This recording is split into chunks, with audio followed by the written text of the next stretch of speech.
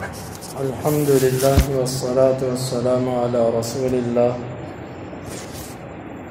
اما بعد باب قول اللہ تعالی وضرب اللہ مثلا للذین آمنوا امرأة فرعون الى قوله وکانت من القانتین۔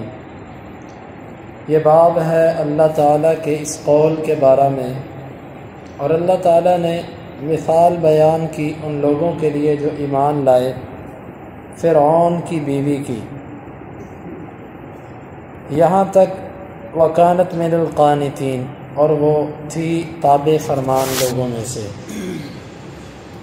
امام بخاری فرماتے ہیں کہ ہمیں بیان کیا یحییٰ بن جعفر نے، وہ کہتے ہیں ہمیں بیان کیا وکیع نے شعبہ سے، وہ عمر بن مرہ سے، اور وہ مرہ الحمدانی سے، وہ ابو موسیٰ رضی اللہ عنہ سے۔ وہ کہتے ہیں کہ اللہ کے رسول صلی اللہ علیہ وسلم نے فرمایا کامل من الرجال کثیر، مردوں میں سے کمال کو بہت سے لوگ پہنچے ہیں۔ ولم یکمل من النساء الا آسیۃ امرأۃ فرعون، عورتوں میں سے کامل صرف آسیہ جو فرعون کی بیوی تھی، ومریم بنت عمران، اور مریم جو عمران کی بیٹی تھی، وإن فضل عائشۃ علی النساء، اور بے شک عائشہ کی فضیلت عورتوں پر کفضل الثرید علی سائر الطعام، جس طرح کہ ثرید کی فضیلت ہے سب کھانوں پر۔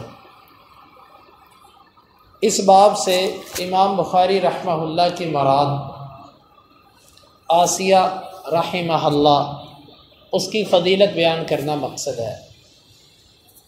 آسیہ بنت مزاحم یہ فرعون کی بیوی تھی۔ اس کے بارے میں مختلف اقوال ہیں۔ کوئی کہتے ہیں کہ یہ فرعون کے چچا کی بیٹی تھی، کوئی کہتے ہیں کہ یہ بنی اسرائیل میں سے تھی، اور کسی نے یہ بھی لکھا ہے کہ یہ موسیٰ علیہ السلام کی پھوپھی تھی۔ خیر یہ ایسی باتیں ہیں کہ جن کے کوئی سر پاؤں نہیں ہے، تاریخ کی باتیں ہیں، اس پر دلیل کچھ نہیں ہے۔ بس یہ خاتون تھی اور فراست والی خاتون تھی۔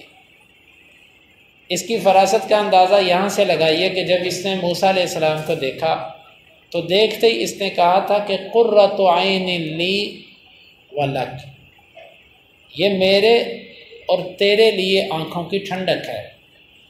تاریخی روایات میں یہ آتا ہے کہ فرعون نے اس وقت کہا تھا اما لک فقرۃ عین و اما لی فلیس، تیرے لیے تو آنکھوں کی ٹھنڈک ہے لیکن میرے لیے کوئی ٹھنڈک نہیں۔ تو واقعی وہ آسیہ کے لیے تو موسیٰ علیہ السلام واقعی ٹھنڈک بن گئے، اور فرعون جس نے اسی وقت کہا کہ میرے لیے کوئی ٹھنڈک نہیں، اس کے لیے وہ ٹھنڈک نہیں بنے۔ اس کا ذکر یہ ہے، آپ نے فرمایا کہ مردوں میں سے کامل بہت ہوئے۔ مردوں میں کمال سے مراد چار چیزیں ہیں۔ نبوت ہے، مردوں میں رہی ہے، اور اسی طرح مردوں کے اندر اولیاء ہوئے ہیں، علماء ہوئے ہیں، خلفاء ہوئے ہیں، اور اسی طرح بادشاہ ہوئے ہیں۔ یہ تقریباً صدیقین ہیں، شہداء ہیں، یہ سب مردوں میں درجے ہیں۔ سب درجوں کے اندر تقریباً عورتیں شریک رہی ہیں ماں سوائے 2 سے 3 درجوں کے۔ نمبر 1، کوئی عورت نبی نہیں ہوئی، لیکن یہ مسئلہ بعض اہل علم میں اختلافی ہے۔ ابن حزم رحمہ اللہ اور کچھ علماء کہتے ہیں کہ عورتوں میں سے 6 قسم کی عورتیں نبی بنی ہیں۔ ایک وہ اماں حوا کو مراد لیتے ہیں، دوسرا وہ کہتے ہیں کہ جو تھی اماں جان سارہ ابراہیم علیہ السلام کی زوجہ وہ، اور اسی طرح ہاجر جو اسماعیل علیہ السلام کی والدہ تھی یہ بھی، اور تیسرے نمبر پہ وہ آسیہ کو، اور چوتھے نمبر پہ آسیہ کو مراد لیتے ہیں، اور 5ویں نمبر پہ موسیٰ علیہ السلام کی والدہ، اور 6 نمبر پہ مریم کو۔ ان 6 کو وہ کہتے ہیں کہ عورتوں میں سے یہ 6 نبی ہوئی ہیں۔ شاید ان کے نزدیک اصول یہ ہے کہ قرآن میں ان 6 کے بارے میں آتا ہے، یا حدیثوں میں ان 6 کے بارے میں آتا ہے کہ ان کی طرف اللہ نے فرشتے کو بھیجا، تو وہ فرشتے کے بھیجنے سے ہی استدلال کرتے ہوئے کہتے ہیں کہ اللہ جس کی طرف جبریل کو بھیجتا ہے وہ نبی ہوتا ہے، تو لہٰذا جبریل ان کی طرف آیا تو یہ دلیل ہے ان کے نبی ہونے کی۔ لیکن جب کہ قرآن مجید کے اندر واضح دلیل ہے دوسرے فریق کے پاس، وہ کہتے ہیں اللہ تعالیٰ نے قرآن میں واضح طور پر فرمایا کہ اللہ تعالیٰ نے جتنے بھی انبیاء بھیجے ہیں سب کے سب رجال تھے۔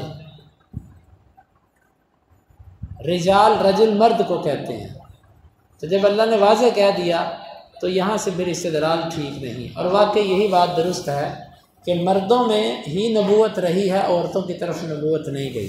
تو اس حدیث کا معنی یہ ہے عبادت کے اندر کمال، سچائی کے اندر کمال، اور اسی طرح علم کے اندر کمال، تقوی کے اندر کمال، جس طرح اللہ نے مردوں کو دیا ہے اس طرح عورتوں کے حصے میں نہیں آیا سوائے ان عورتوں کے کہ یہ ان صفات کے اندر کمال میں پہنچی ہیں۔ آپ اندازہ کیجئے کہ ان خاتونوں نے کیا کیا ہوگا کہ اللہ کے رسول ان کے بارے میں کہہ رہے ہیں کہ یہ کمال کو پہنچی ہیں۔ اصل تعریف یہ ہے، ہم اپنی نیکی پر لوگوں سے تعریف چاہتے ہیں کہ لوگ ہماری تعریف کریں، لوگ خوش ہو جائیں کہ بندہ نیک ہے۔ لوگوں کی تعریف کروا کے لوگوں سے داد لے کر ہمیں کیا ملے گا؟ لوگ تو داد اسے بھی دیتے ہیں جو داد کے قابل نہیں ہوتا۔ اصل تو کمال اور تعریف یہ ہے کہ اللہ تعالیٰ تعریف کر دے، اللہ کا رسول تعریف کرے، یہ ہے اصل تعریف۔ آپ فرما رہے ہیں کہ کمال عورتوں میں سے جن کو ملا ہے وہ آسیہ تھی اور مریم تھی۔ آسیہ اس نے اپنی بادشاہت کو قربان کیا اور فرعون کے ساتھ رہنے کو قربان کیا، کس چیز پر؟ ایمان پر، یعنی سب چیزیں چھوڑ دی، ایمان کو لے لیا، حتیٰ کہ اس نے موت قبول کر لی تکلیفیں سہ سہ کر، لیکن ایمان کو نہیں چھوڑا۔ یہ مسئلہ ہم پیچھے بیان کر چکے ہیں، اختصاراً یہاں پر یہ مسئلہ دوبارہ بتاتا ہوں۔ عورتوں میں سے سب سے زیادہ افضل کون گزرا ہے؟ حقیقت علم اللہ تعالیٰ کے پاس ہے۔ ہم جو بات کرتے ہیں اپنی کوشش اپنے فہم کے مطابق کرتے ہیں جو غلط بھی ہو سکتی ہے، حقیقت میرے اللہ کو پتہ ہے۔ عورتوں میں سب سے زیادہ کامل ترین عورت جو گزری ہے یہ مریم بنت عمران ہے، عیسیٰ علیہ السلام کی والدہ۔ اس کی وجہ یہ ہے کہ یہ ایک عظیم نبی کی ماں ہے، اور ماں بھی اس طریقے سے بنی ہے کہ اس کی شادی نہیں ہوئی، اور دوسرا کمال اس کو یہ ملا ہے کہ یہ ایک عظیم نبی کی، سب سے عظیم نبی کی بیوی ہوں گی جنت کے اندر۔ وہ نبی کون ہے؟ محمد صلی اللہ علیہ وسلم۔ اور اسی طرح ان کے والد بھی جو تھے بہت ہی نیک اور عالم آدمی تھے، عمران، اور ان کی والدہ بھی بڑی نیک عورت تھی، اور بیٹا بھی آگے سے عظیم نبی ہوا۔ اس طرح کے اعزازات کسی اور عورت کے لیے جمع نہیں ہے کہ جو ایک عظیم نبی کی ماں بھی ہو اور ایک عظیم نبی، سب سے عظیم نبی کی بیوی بھی ہو۔ دوسرے نمبر پر مریم کے بعد جو اعزاز نظر آتا ہے وہ اماں سارہ کے پاس ہے یا اماں ہاجر کے پاس ہے۔ وہ بھی عظیم نبی کی بیویاں تھیں اور عظیم نبیوں کی مائیں بھی تھیں، لیکن یہ بات حقیقت ہے کہ جو اعزاز مریم کو ملا اللہ کے نبی صلی اللہ علیہ وسلم کی بیوی ہونے کا، یہ کسی اور کو نہیں۔ اور اسی طرح اس اعزاز میں آپ کے ساتھ آسیہ بھی شریک ہے، آسیہ بھی جنت میں آپ کی بیوی ہوگی، لیکن آسیہ دنیا میں کسی نبی کی ماں نہیں تھی۔ اور اسی طرح ایک روایت میں یہ آتا ہے، اللہ کے نبی صلی اللہ علیہ وسلم نے فرمایا کہ لم یکن من النساء الا اربع، عورتوں میں سے کمال کو 4 پہنچی ہیں۔ اس میں آپ نے ذکر کیا 2 یہی ہیں، مریم ہیں اور آسیہ، اور 2 خدیجہ بنت خویلد اور فاطمہ بنت محمد صلی اللہ علیہ وسلم۔ پھر اس میں اہل علم کا اختلاف ہے کہ اس امت میں سب سے افضل ترین کون ہے؟ فاطمہ بنت محمد رضی اللہ عنہ، خدیجہ بنت خویلد رضی اللہ عنہ، یا عائشہ بنت صدیق رضی اللہ عنہ، کون افضل ہے؟ اس حدیث کے اندر یہ آتا ہے کہ عائشہ کی فضیلت ساری عورتوں پر ایسے ہے جس طرح سرید کی فضیلت سب کھانوں پر ہوتی ہے۔ اب اہل علم لکھتے ہیں کہ سرید افضل ہے لیکن سب کھانوں سے افضل نہیں ہے۔ سرید کو یہاں پر جو افضل کہا گیا نا وہ اس اعتبار سے کہا گیا ہے کہ وہ کھانے میں آسان ہوتی ہے، ہضم جلدی ہوتی ہے، فائدہ دیتی ہے۔ سرید کہتے ہیں کہ روٹی کے ٹکڑے بنا کر اس کو شوربے میں بھگو دینا۔ وہ گوشت کا شوربہ لیتے تھے، اس میں ٹکڑے بھگو دیتے تھے، وہ بھیگ کر نرم ہو جاتے تھے، اس کو وہ کھاتے تھے، زود ہضم ہوتا ہے، بڑی جلدی ہضم ہوتا ہے اور طاقتور چیز ہے، معدے کو اس میں مشقت نہیں کرنی پڑتی۔ تو وہ کہتے ہیں کہ سرید اس اعتبار سے تو بہتر ہے کہ وہ جلدی ہضم ہوتی ہے، لیکن اگر آپ دیکھیں تو سرید سے افضل کھانے بھی ہیں۔ ایک طرف اگر سرید پڑی ہو اور ایک طرف لذیذ قسم کے کھانے پڑے ہوں تو سرید کی طرف وہی بندہ جائے گا جو سمجھتا ہے کہ مجھے معدے کے لیے ذرا نرم غذا لینی ہے، وگرنہ سرید موجود بھی ہو تو لوگ دوسرے کھانوں کی طرف رغبت رکھتے ہیں۔ یہ وہ مفہوم ہے جو اہل علم نے لکھا ہے۔ اس لیے کہا جاتا ہے کہ اس امت کے اندر افضل ترین خاتون جو ہیں وہ خدیجہ بنت خویلد ہے، اور دوسرے نمبر پہ فاطمہ بنت محمد ہے، جن کے بارے میں آتا ہے کہ سیدۃ نساء اہل الجنہ۔ آپ نے فرمایا تھا کہ خدیجہ جنت کی عورتوں کی سردار ہے، اور ایک روایت کے اندر یہ استثناء ہے الا مریم کے اوپر وہ نہیں ہوں گی، اور اسی طرح بعض روایات کے اندر آسیہ کی بھی استثناء ہے۔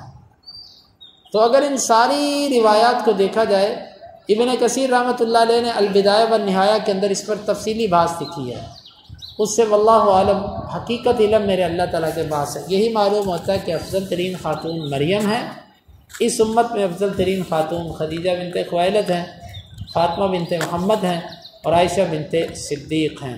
باقی یہ ہماری باتیں ہیں۔ ان اکرمکم عند اللہ اتقاکم، اللہ کے ہاں سب سے مکرم وہ ہے جو سب سے زیادہ تقوی والا ہے۔ اب بلال حبشی تھے، زمین پر چلتے تھے، ان کے چلنے کی آہٹ جنت میں سنائی دیتی تھی۔ یہ اعزاز کسی اور کے لیے نہیں تھا۔ صدیق بھی چلتے تھے، عمر بھی چلتے تھے، علی بھی چلتے تھے، عثمان بھی چلتے تھے، کسی کے چلنے کی یوں آواز جنت میں سنائی نہیں دیتی تھی، بلال کی آواز سنائی دیتی تھی۔ تو یہ اللہ نے فضائل رکھے ہیں، کوئی کسی جز میں آگے نکل گیا، کوئی کسی فضیلت میں آگے نکل گیا، کسی ایک موقع پر کسی کو کوئی اعزاز مل گیا، کسی دوسرے موقع پر دوسرے کو اعزاز مل گیا۔ ایک کی فضیلت کو دیکھ کر باقی سب کی فضیلت کا انکار کر دینا یہ انصاف کا طریقہ نہیں ہے۔ بہرحال ہر ایک کی اپنی فضیلت ہے۔ اللہ رب العالمین سے دعا ہے اللہ تعالی ہمیں ان حدیث کو سمجھنے کی اور ان کے تقاضوں کو پورا کرنے کی توفیق عطا فرمائے۔ اللہم انفعنا بما علمتنا وعلمنا ما ينفعنا وزدنا علما وآخر دعوانا ان الحمد للہ رب العالمین۔ حدیث نمبر 3411۔